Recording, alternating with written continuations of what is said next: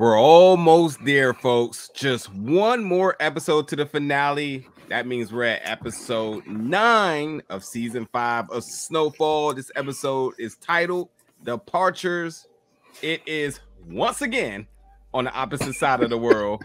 Lucas and Najee here to bring you your official recap of Snowfall. I need to be warned before them switches while I'm drinking because I don't want to get dizzy. And then next thing you know, I'm calling Teddy and telling him I'm gonna murder him when I see him. You know what? That's a good point because that was the big question last week. A couple of folks in the comments was like, did Franklin actually knew that he called them? And I didn't even think of that. So I like how that scene was played in terms of this episode. I keep on forgetting a lot of y'all ain't did drugs. You remember everything you said. Yeah, he's paranoid. On a trip. He wasn't delusional. Yeah. It's a trip. You don't forget anything. All right. Like I think people mistake it for being blackout drunk when you can forget. Possibly if you said things, you don't forget when you high. You know exactly what you said. Yeah. So other comments were saying that they wanted you to do the next review on LSD, and I said, well, I don't know. On LSD, I can help y'all out. It depends on what y'all want to know. And they want you to do the review. Oh, they want me to do it on y'all are bugging. They try to get the whole channel taken down. Hey, they trying to get more than a channel taken down out here. Damn, nah. There's no need for a review to be done on LSD unless you just want me to look at you for an hour, because that's what's gonna happen. Listen, man, I'm just the messenger here. So you know, that's what they wanted. So I forgot to toss it to you. I'm the dare kid here, so you know they weren't gonna come my way. Clearly. I'm the only person on here who's worn a dare shirt multiple times. And y'all want me to do drugs. It's definitely a ploy. You can buy those things from anywhere nowadays. You don't get them from graduation. Don't tell them that. Don't let them into my little secrets.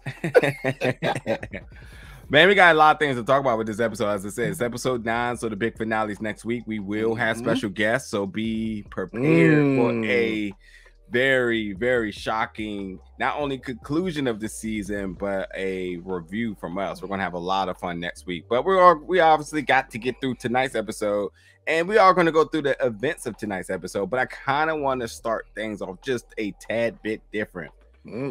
We have seen the fruition of a lot of things we've been kind of talking about earlier this season. Louie being up front, Franklin, and what was his end game? What is the Franklin story arc here? And we kind of see him getting out of the game. We kind of see more of a, so we say a solution between him and Veronique, shall I say? They seem to come to common ground about things. Ruben and Sissy, Ruben, period. And also, it's a lot of questions with Ruben, but ultimately Teddy. Huge questions now.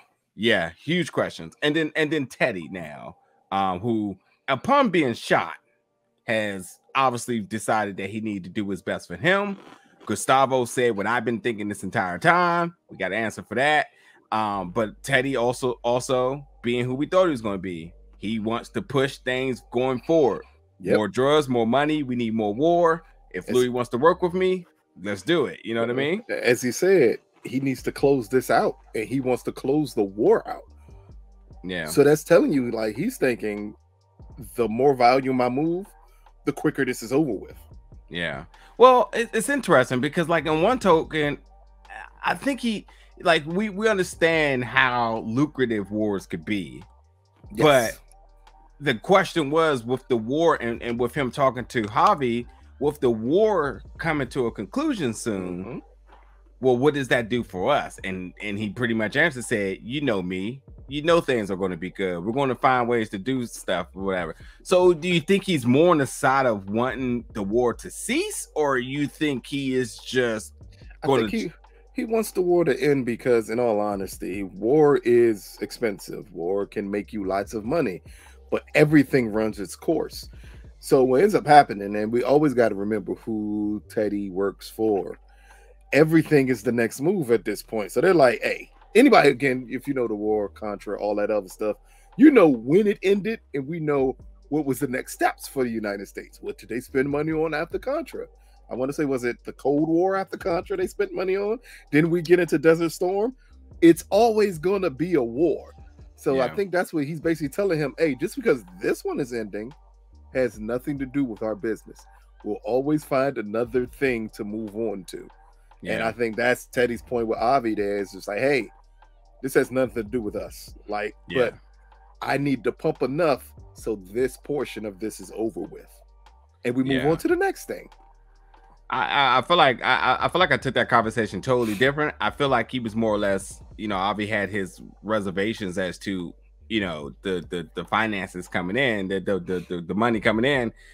But I feel like that Teddy was more or less reassuring that, like, yeah, this one may end, but another one's definitely going to come because they always come. But that's what I mean. Like, we just happen, because we understand the time period, we know the wars that came next. Yeah. So we know everything that came next. And guess what? All of it still needed the same thing. You needed to funnel money. I mean, I hate to bring it up, but it ain't like somebody in the desert that we didn't supply with guns during the Iraq War, Desert Storm. I said the Iraq War, but during Desert Storm. And like it wasn't the terrorists, we were supplying secretly with weapons and training people. So guns are always needed. So his reassurance to Avi is like, hey, just because I push hard to end this one doesn't mean we don't have other ones already lined up and we know what we're going to do. Yeah. So because the design of this episode, I don't think works good for us to go through it linear. So I'm going to toss it to you and say, what character do you want to start with first? I would say let's start. You know what? Let's start with Leon, because his is a very interesting dynamic to start with, just because his conversation with Louie. Yeah. He immediately I want to jump the gun because I'm not leading this show.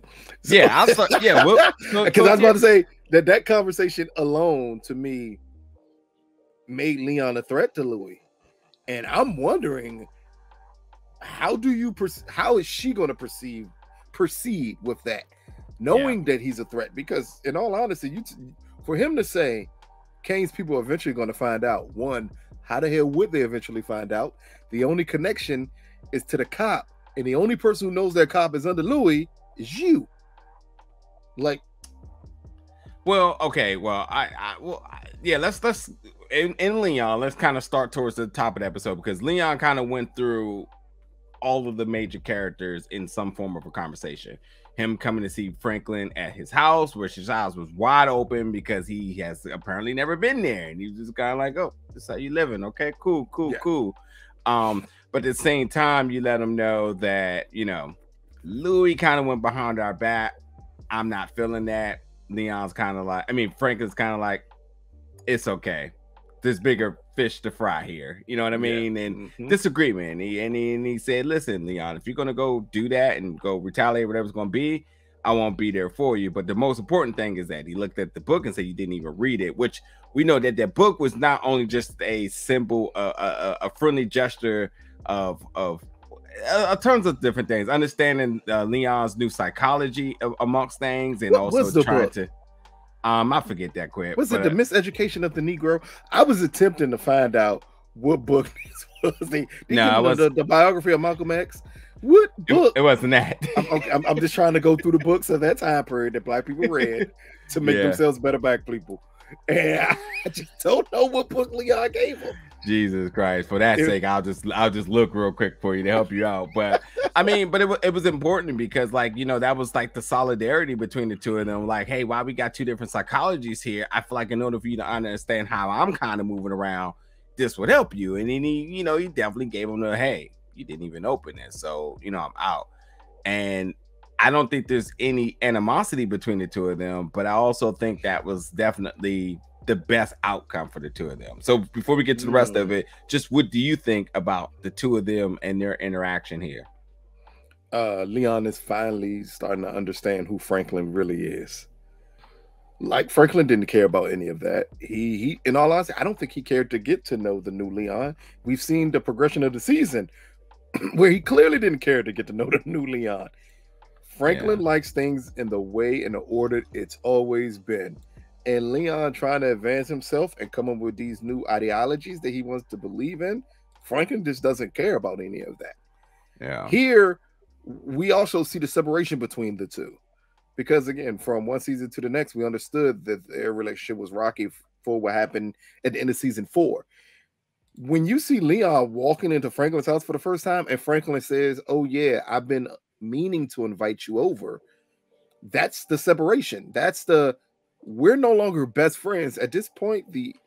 It's equivalent to both of them holding on to a friendship that's run its course and neither one of them knowing how to end it because they still have a business relationship, and they've been mistaking their business relationship for friendship.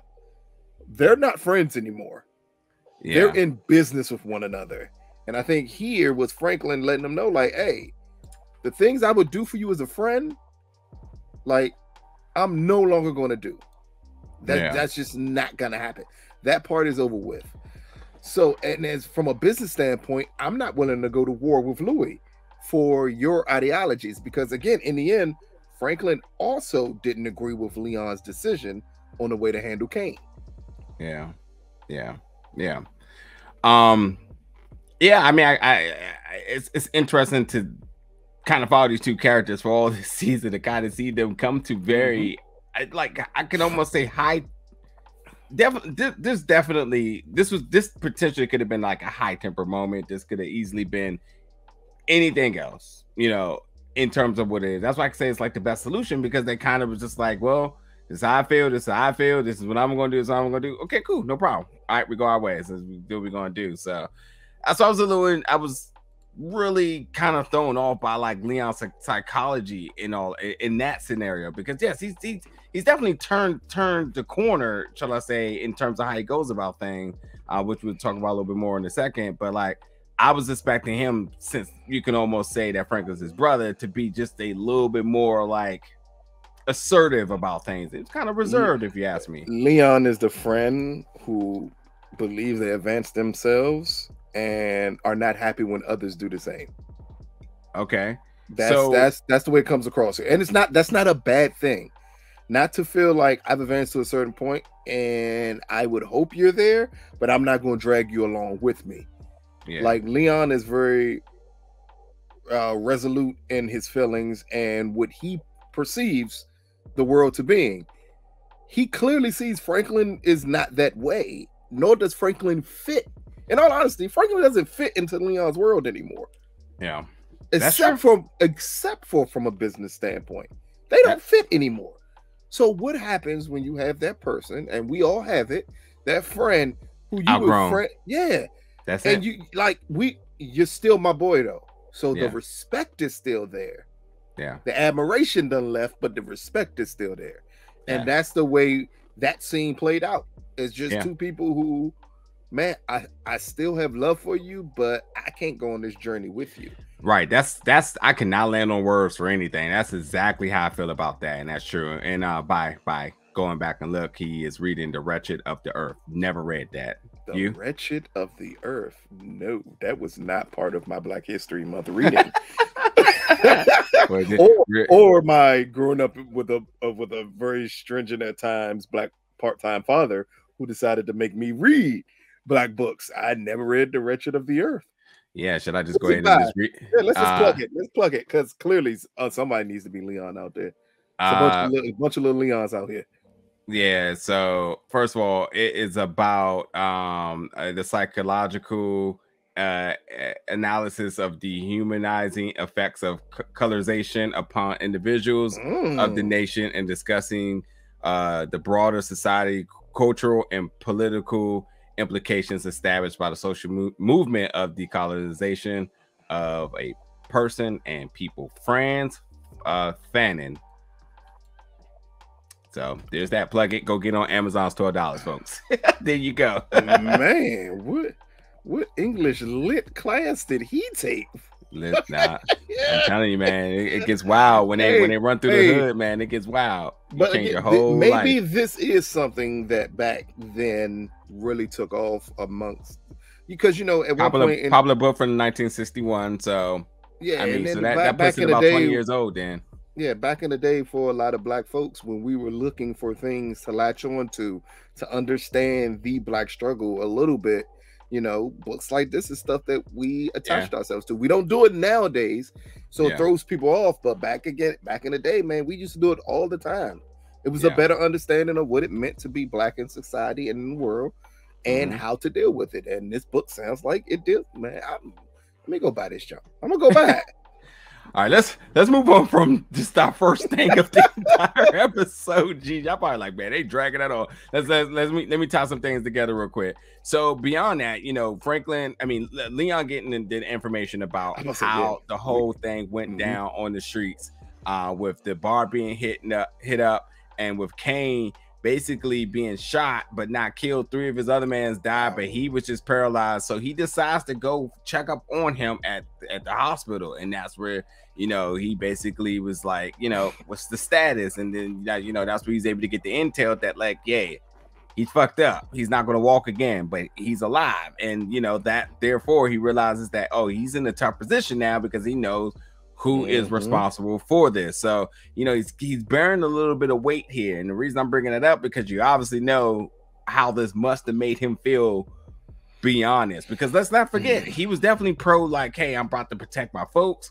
We in the hood, we got the straps, like, it's going down. Like, if they come through again, like, we ready this time, and his whole mindset has changed because of a couple of different factors. And I think this being one, because as much as everybody else is talking about family affair, this is also a family affair for him. It may not be blood, but this is certainly a family affair. And a lot of the conversation that folks were saying to one another was at some point the same thing that they were saying to somebody else. So just like when he was just like, listen, to Louie, it's nothing I can do here. Like, I can't, I don't be surprised if they come after you. Like, just be aware of that.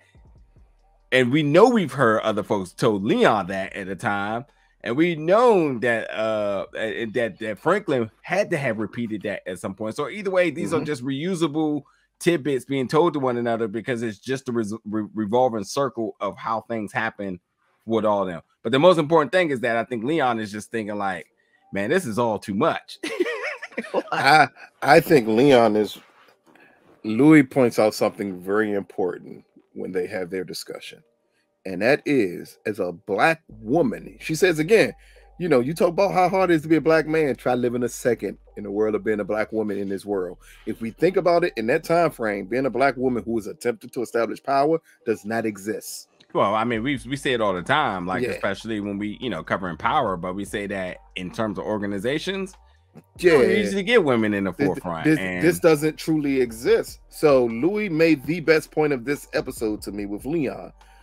I can't afford to have someone shoot at me and them not pay for it. And she's 1,000% right. As a dude, you can say, hey, scratch that up. We pieced it up. In her position, she can't afford to do that. Yeah. So even for Leon to approach her that way afterwards, and him saying, well, I told you how things was going to go. He came from a male perspective of saying, I said this is how we were going to do things. He just didn't understand Louie is the bigger play here. I don't think in a second she was remotely close to being threatened that they may come after her. I think Louie may have the team to wipe all of them off the face of the earth.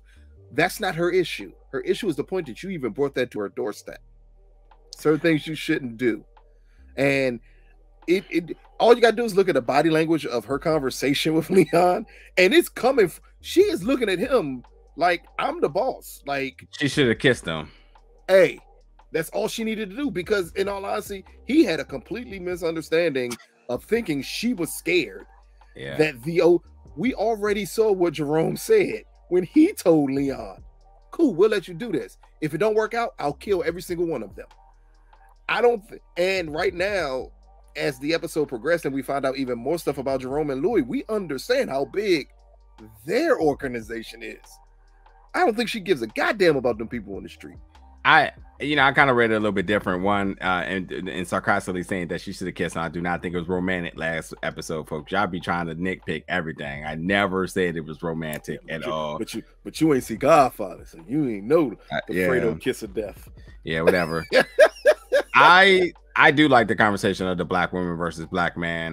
That was not a conversation I was expecting here, and there was a lot of truth that came out of Louie's mouth. That right there was worth the watch of this episode.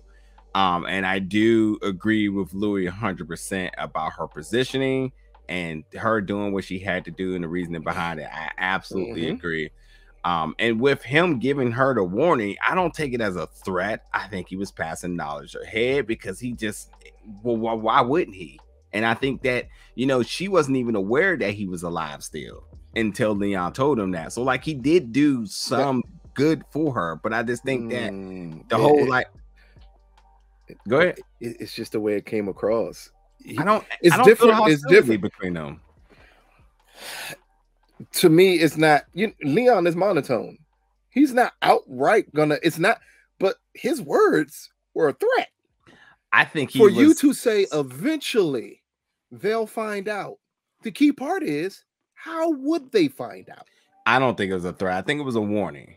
warning. And when we get to the next point about him, I think we can also just agree to the fact that I think he said his piece, and I think he's made peace with all of this, and I think he's ready to move on with Wanda. He may be, but from the conversation from Franklin, and you compare it to the conversation with Louie, it is very interesting that Franklin said, "If you want to go to war about this, I'm not there with you." For sure.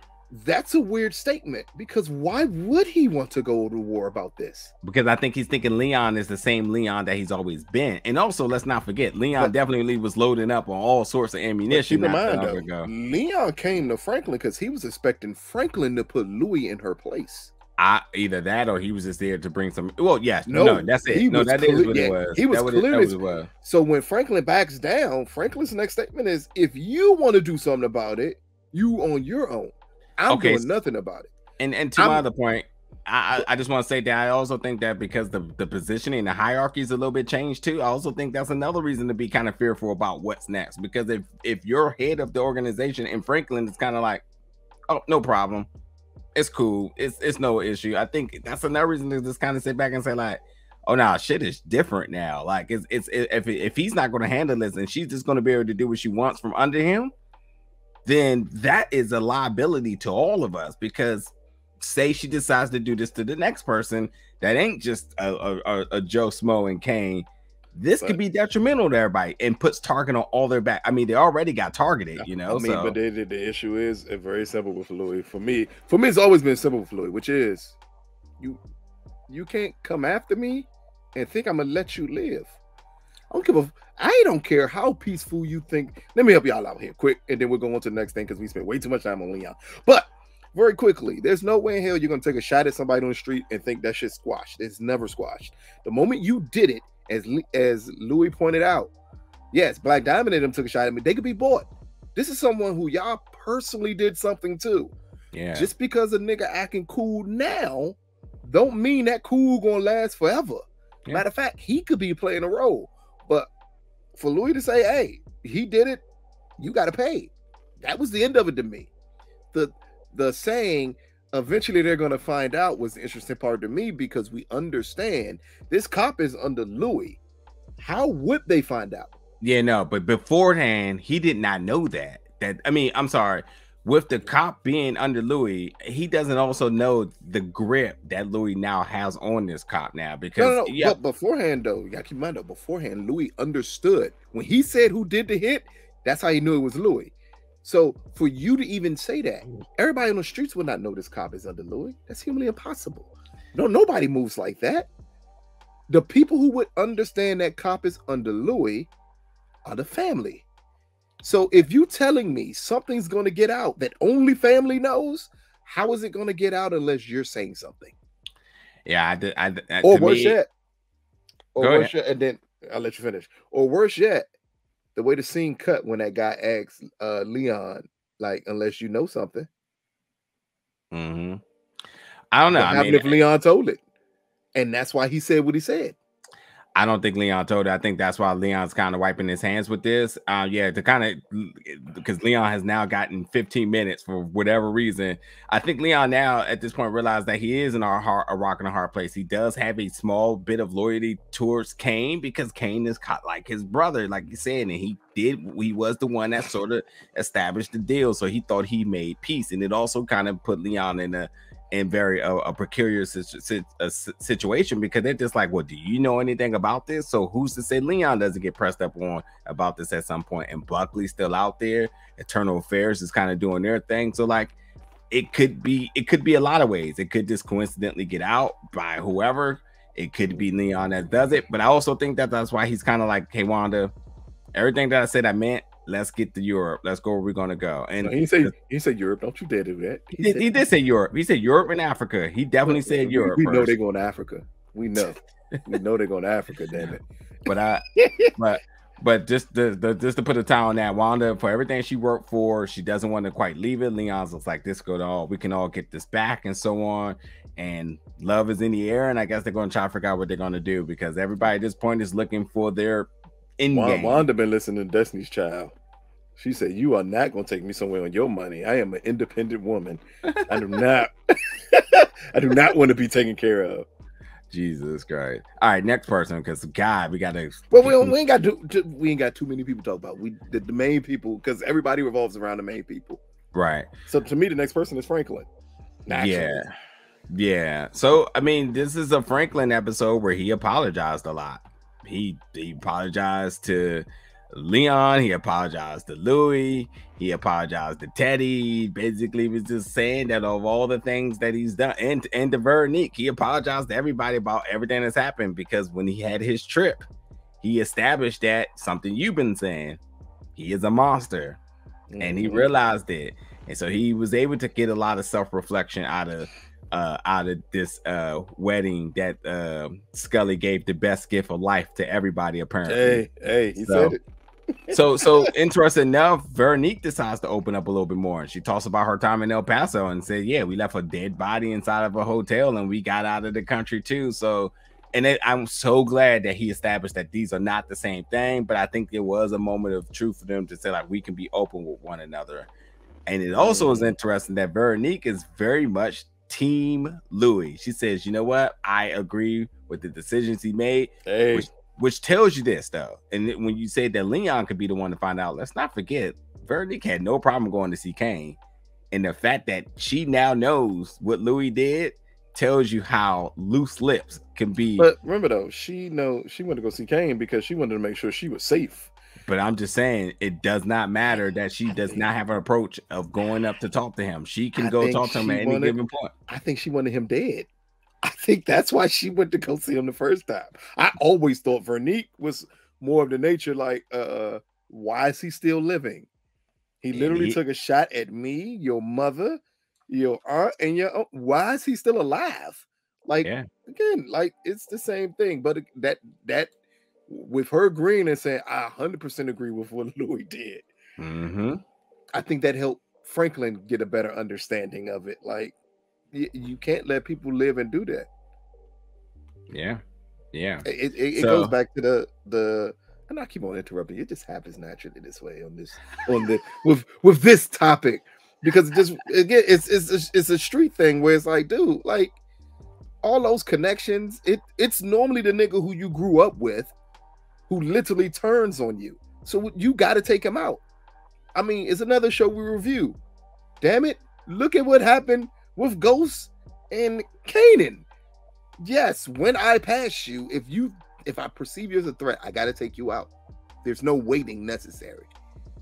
And that's the one thing Franklin or Leon didn't fully understand, that Veronique and Louie fully understood. Like, he got to go. Yeah. Maybe even if she felt like she was trying to protect her family, her kid, whatever. No, not her family. She was trying to protect herself and the kid. She did not care about Franklin. Was not in her thought. Nope. Not at all. But I mean, like, I'm just saying, let's just establish the fact that, like, at least she knows this information now. But you know, we see to have the two of them sort of have some type of, like I said, common ground and solidarity in this, because they, you know, she's been kind of standoffish and she was starting to play a little bit nice. She's starting to reconvince me that they're actually a couple, because these other few episodes, you couldn't have told me that. She just seemed like she was looking for an out, but there's that. But I think the most important thing to kind of talk about with Franklin is going to Teddy. He has wiped his hands clean. He done established that he has made him $56 million from all the business that they've done. Which is extremely low. I was expecting so much more money. But well, yeah. He, for whatever, I'm not even going to ask why you would expect more, but because 56 million is not a lot of money. My bad. Before y'all get on me in them comments, 56 million is not a lot of money to make for the product he's been moving, for the amount of weight he's been moving. We ain't gonna talk about numbers. We ain't gonna talk about none of that. Just understand it's not a lot of money. But I digress. No, go. We're not going no further. We're not. No. I don't need questions. Only question. They already want me to do that's what they want. They at this point, either the video's gonna get taken down, or you just gonna have to just preach a whole class. So I'm just saying, 56 million is not a lot of money, even by the 80 standards, and even with the 80 standards rate of conversion, you're talking about probably $300 or $400 million is what he's saying. But it's just for the amount of product and a free flowing amount of product that Franklin has had access to. 56 million seems extremely low. Okay, so what does that do for the two of them then? If you're saying this is low, and he said, no. It's like if somebody said they gave me $10, and I'm supposed to be like, oh God, yes, I'm going to miss that. So are you establishing that this means that by him saying I'm done, does nothing for Teddy then? I mean, I don't believe Franklin is done. In the further beyond that, though, but from Teddy's standpoint, is this problematic for him? For the money standpoint, either you lost a big customer or you didn't. Because I don't think he lost a big customer because of what Franklin said with Louie. When Louie told him about the deal, Franklin said, "You're 90% of my business." If she's 90% of your business, he lost nothing. Because at that point, she's 90% of your business. I'll ramp up more stuff to her. Some tells me, literally, she told him, "We'll give you a piece of LA." You can only say that when you understand I'm actually in control and it's not you. I mean, that was very disrespectful. I mean, it was disrespectful, but it was a move you would expect someone to make that fully we just never understood how important Jerome and Louie was to Franklin's operation. Because I would have never in my life imagined that they were 90%. I wouldn't say 90, but they were definitely definitely significant. Yeah, you would expect them to be big. 40% of your business is huge. I would expect it a number closer to that. And 90% of your business, they are your business. There's literally at that point, there's no need for me to work with you and not Teddy. Yeah. So I don't think he lost anything out of Franklin, in all honesty. Oh, so okay, so what's Ain't nothing wrong with the money. The money is great, but I'm just saying I don't believe he lost anything with Franklin the moment you told me Louie was 90% of your business.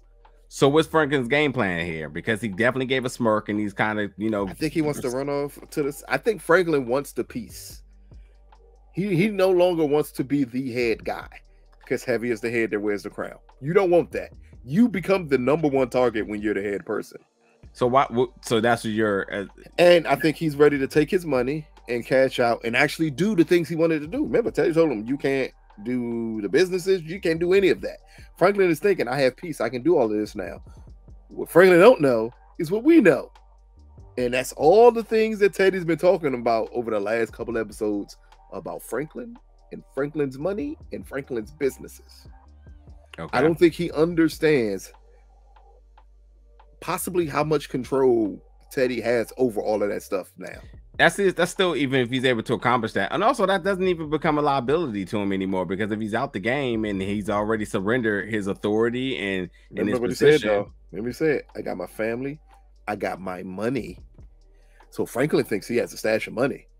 We understand that Teddy has done moves to attempt to get to that portion of Franklin's business. Or either just be aware of where it's all at. I mean, and that's right. And there. Then remember I thought he told the guy to get it and put it somewhere where no one can find it. I can't remember, but I just know that they just want to be aware of where they're all at. He wants it. I mean, first of all, anything, it's still electronic, but like if these things are being consolidated, there will be notices and alerts and whatnot, and that's still going to obviously be the big factor going into the next episode because they didn't touch on this at all. Veronique also still has a lot of money because of the business deals that they've made. So I don't think necessarily he's going to be as wealthy as he is now. I just think that he still has some form of an end game to kind of think about where he wants to go forward with this. But hold on, let me ask you, because you didn't give me a chance to ask you this.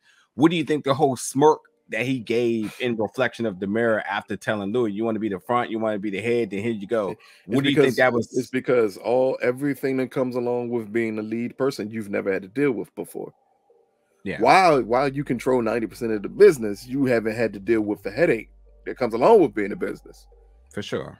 And so when you're the figurehead of the organization, it's a completely different position than being the number one seller. Okay. What do you think Jerome's mindset was when Louie told him that he had went behind his back to tell to meet with Teddy? Jerome's gonna ride with Louie no matter what. Yeah, but what do you think he was thinking? Because they put emphasis on it for him to like he kind of looked over like, and to me I'm thinking like, is he shocked that he told her? Was he aware? Mean from their first conversation? Because remember, Louie had already told Jerome that she went to Teddy.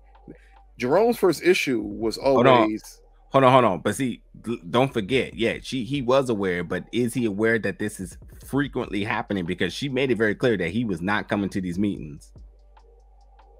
Oh, Jerome, what's going on here?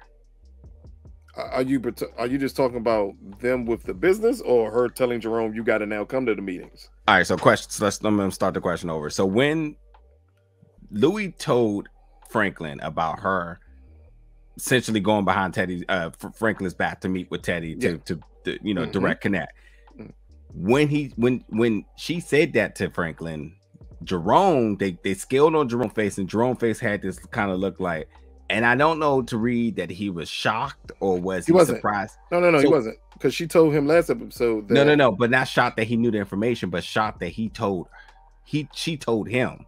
Do you think that's what do you think his whole mindset here? Because eventually that had to be told. I think Jerome brought it up that eventually you got to let Franklin know. For sure. But I mean, like, was he surprised? He may have been surprised that she told him then. That's what I'm thinking. But now, and why do you think he was surprised then? But then I can't even say he's that surprised, because when the girl came and told them that Franklin was there and they said, you want to meet him upstairs? Jerome said, nah, we'll meet him down there. That's right there creating a separation of saying, we don't even want him up here anymore. Do you think that he looked, in a sense, at looking at Louie to see what he thought the reaction was going to be? Yes, he needed to see how she was going to react to Franklin. And what he saw was a stone face. Yeah. What's the whole, so what do you think the whole thing is with Louie not taking Jerome to the drops? I don't fully understand why she wouldn't have from the beginning. Yeah. Do you she think clearly has an end game in it?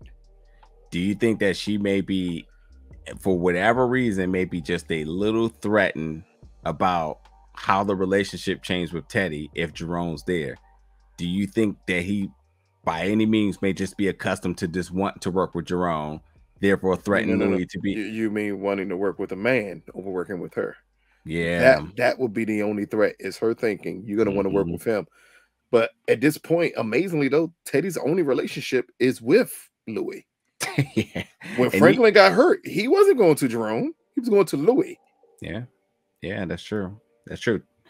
I don't know, man. It's obviously we'll get some answers to that next week. Because there's still one little thing that I feel needs to be revealed in terms of how this new how the positioning of the organization is going to go forward. We will talk about Buckley. Something else I wanted to say with Teddy. Oh, how could I forget my what I felt was the most important statement of this episode, and that comes from Gustavo, where he been giving us those pretty observative stares as to wanting to say something, but really hasn't. This is the first time we kind of see him get out and say, like, you know, I got some shit to say, so I'm going to say this shit. And he said that, well, how do you think how do you think Franklin is going to go with this? You know, do you think it's smart to sell to both sides of the family? Blood feuds isn't good for anybody. And then they concluded that Franklin is not one to do such. So it turns out Teddy was right. Do you think that's true? Yes. That's not Franklin. And then Teddy said the most interesting part of that ending there when he said maybe he will, maybe he won't, is what he said at the end. Like basically, he's basically saying, maybe he'll get over it, maybe he won't. That's basically saying either way, I don't care. Yeah, I think Franklin has burned that bridge so much with Teddy, none of it matters anymore. I don't think if the shooting never took place, Teddy would have never made that deal with Louie. That shooting changed everything. That's what I was thinking in the beginning of this. When it did, he could care less about Franklin's feelings anymore. Facts. He can't trust them, and that's why he said no security, no one I don't know, either Jerome and you or just you. Just you. Like, so he's thank Franklin for that. That's right. It's all about crossing his T's. You're in a business where him and Franklin spent years building trust with Teddy, and he lost it. Yeah. In one afternoon. Yeah. Let's quickly go over Buckley. Buckley had a very predictable day. We all see how the whole thing went played out. And before, I mean, because we could spend some time talking about exactly how that went wrong and how we knew this was all going to come back and eventually bite Buckley in the ass. But hey, we didn't have to worry about that because it automatically did. Everything that he's done this season has bit him in the ass, except for one thing. He actually got an opportunity out of this that he did not foresee coming. But Buckley was suspended, badge and gun turned over. We kind of saw that coming. He is coked up times 10, every single moment when he wants and like it's even funny when he went to go try to buy some more, and he's, you know, they said they can smell pork on him, bacon on him, the pork on him. Yeah, dude did roll up in a box Caprice. It's like, nigga, you did. But the more interesting part is because they knew he was a cop, they didn't kill him. Because other than that, they'd have killed him for sure. But they knew he was a cop. Yeah. And he wants to see his kid. I mean, he's doing all the predictable things of a cop being in distress after being fired. You know, he needs money. So anyway, to conclude, he goes sees Louie, and Louie says, "You didn't finish the deal, so you're not getting the money." But then when he very much tried to plead his case as to what is going to happen, which already is in the process of happening, by the way, she says, "You know what? You have just become more valuable to me than you realize." And I did not see this coming, where she says, like, you have the connections. No, because I think Buckley is a liability. So it's interesting to see. Listen, you can't trust somebody who's literally always on coke, who cannot complete the one job that you did. I mean, we've seen this story over and over and over of the dirty cop who's on drugs that eventually somehow, some way gets himself into more trouble afterwards. But you didn't see Louie offering him this. I fully saw Louie making this deal. I didn't see it. You know why? Because of the conversation her and Jerome had. When she said, "I put all this work into this cop, but I'll kill him if I have to." Yeah, you know what you're another, and go get another. But you know what you're not gonna do? Separate him from you. You're 1,000% right. He's a liability. He's a bigger liability if you cut him. If you completely cut him, he's the ultimate liability. What Louie did was pull him in closer. I got you. Now we've seen this set up in every movie humanly possible when it pertains to drug dealers. I got you. You're my man. I will never let anything happen to you. I'm gonna pull you in close. Buckley will get comfortable. And when I think it's time to get rid of you, I'll get rid of you. Yeah, so at this point too, I don't think there's like a business opportunity here. I think she's just going to make sure that she got every bit of usage out of him before they dispose of him, because he's a liability. He still got those connects. How you think she's going to get another cop? Yeah, through him, because in the end, he won't be blamed for the killing, because in the end, a drug dealer shot the cop and killed the cop. They're not going to blame him for that. What they're going to get him on is the drug charge. It's the 80s. Every cop's on drugs. At least all they're going to do is tell him you got to retire. No pension. Yeah, no pension or something. Yeah. That's cool because Louis said, I'll pay you twice as much. Yeah. So again, it's just that comfort level. This is a boss move by Louis. Oh man, I got you. Don't even worry about it. It reminded me of Queenie from Harlem. Damn it, I'm about to say Harlem Nights, not Harlem Nights. My Hoodlum. Okay. Yeah. Queenie played by Cicely Tyson. Mm-hmm. Just the way you pull people in close. Yeah, when you need them, you pull them in close. But you pulling them in close because I need to also watch you. I need to get, as you said, I need to get everything out of you. Yep. Yeah. So I wouldn't go as far. I mean, maybe agree to disagree. I wouldn't go as far as saying it's a boss move, but it's definitely a very much of a contingency plan as to like, if we don't kill him now, then we're going to make sure that he's really tight. Keep your enemies close, because while he is on a sort of an ad hoc contract right now, she also understands the ramifications of him not completing the job and how that may be a liability going forward. But also, she could serve him up. She absolutely can serve him up. But that's what I mean. Yeah. So those things is what you're saying is what makes that a hell of a boss move. Yeah. Yeah. And the reason why I rephrased this is because like it is still to be determined to see Louis as a boss in the front. No. I'm not talking about for the business. I'm just talking about that move. Yeah. Was a move. Someone who understands the business and says, "Oh no, I need to use you a little bit more." Yeah.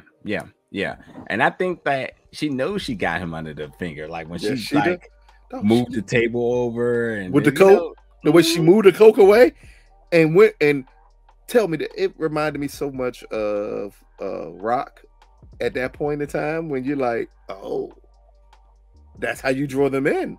Yeah. Like, oh no, I got you. Like, don't worry about it. We're gonna make it through. Yep. So last thing, I guess.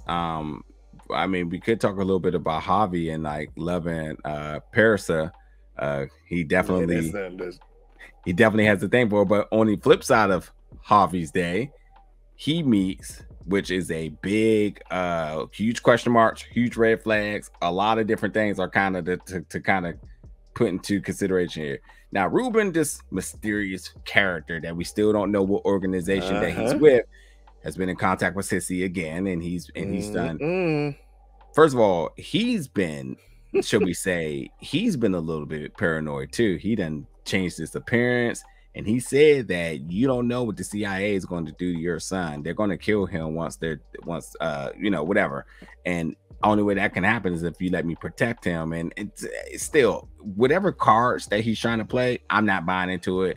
But Sissy clearly is trying to play both sides of it. They also kind of came to a solution with one another about their whole fallout that they had at the wedding, but no, that's no here nor there. Yeah. The biggest thing is that Ruben now has realized that he has made contact with two folks that are in contact with Teddy, which we see him at the very end of the episode. And I was thinking, like, where is he going? Because I don't know if we've seen that side of that building often. I know once last season, but we don't often see it from that side. Yeah. Mm-hmm. But the important thing in this was just like, well, who is he with? This is the first time we've seen him with somebody, and they die immediately. Yeah. but where are they from? They are Russian. Yeah. So it makes me now I'm just completely confused. In what organization do you have somebody that's in Mexico working with somebody that is Russian? That went to find Sissy in Mexico. Like, this is all Contrail right horribly back to Sissy. And for sure. I think we're going to, with the last episode coming up, we're finally going to get an answer about Alton. Oh, for sure. Because the big finale we want. Because at this point, he only found out about Avi because of Sissy. I think that's going to come out. Because him hurting Avi the way he did and hitting him with that champagne bottle, breaking into that place, doing anything to Avi, you immediately became the biggest threat to Teddy. Humanly possible. Yeah. What do you think the response is going to be? How did he find out about this? Who is this person? Hey, what happened at the wedding? When Sissy was going off? Yeah, hold on, because you are bringing up a good point that we did not really talk about, and then you folks can definitely chime in chime in on this in the comments.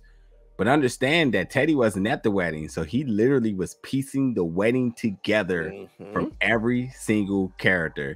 He got the threat from Franklin, so he's like, oh, I know what's going on with that. The paranoia, the LSD. So he knew that there was a lot of extracurricular activity going on there. He understands that Louie and Jerome and how that went about. He doesn't understand that now with, and then he's going to understand what's that, what the conversation with Sissy, who she was talking to. It's him really doing what he does because it started with Avi when Avi told him somebody dosed the wedding with LSD. So that gets the ball rolling. Okay. And who did they accuse somebody? I forgot where No, he asked Avi, did he do it again? Did he do it right? And he said, no, not me. Yeah, not me this time. That's what Avi said. Not me this time. But again, everything is being pieced together here. Yeah. And it's going to be questions. Okay, so who the hell is this guy? What happened with Avi? What's going to be the natural solution here? Yeah. This guy threatening Sissy, basically saying that the CIA won't let your son leave.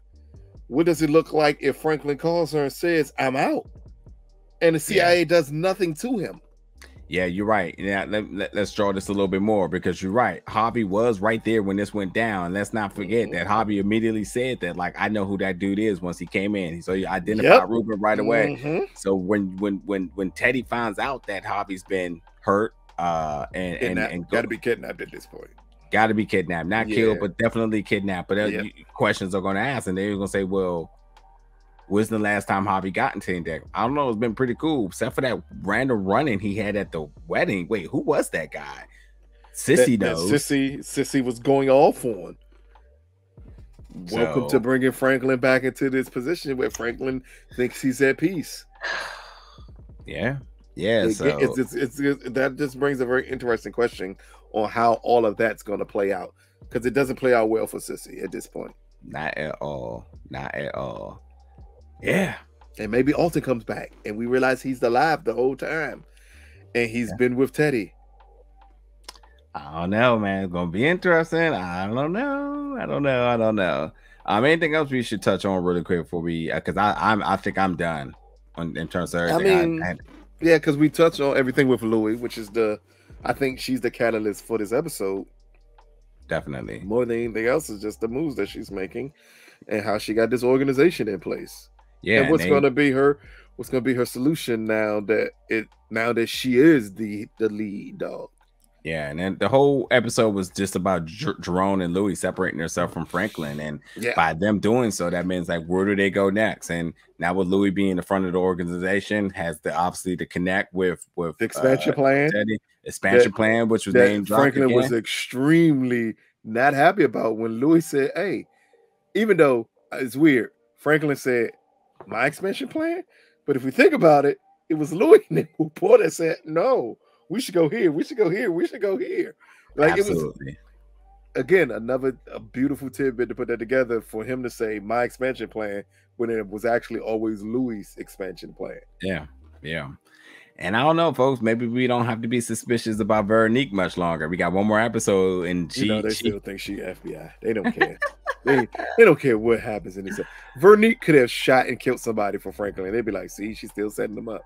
She's still FBI." So we'll see what happens next week. Like I said, we will be at the finale episode. We have a special guest or two to come. What else we got? We're gonna obviously have to talk about what's next for Kane, what's next for Franklin, what's next for Avi, where is he at? What's next for Teddy? There's a lot of questions to be asked with Gustavo, because he's in the crosshairs too with these people. Yep, there's one more hour of this season left, so we got a lot of things to cover. So definitely jump in the comments, let us know your thoughts about episode 9 tonight, and we'll see you back next week for the finale, folks. Thank y'all for tuning in.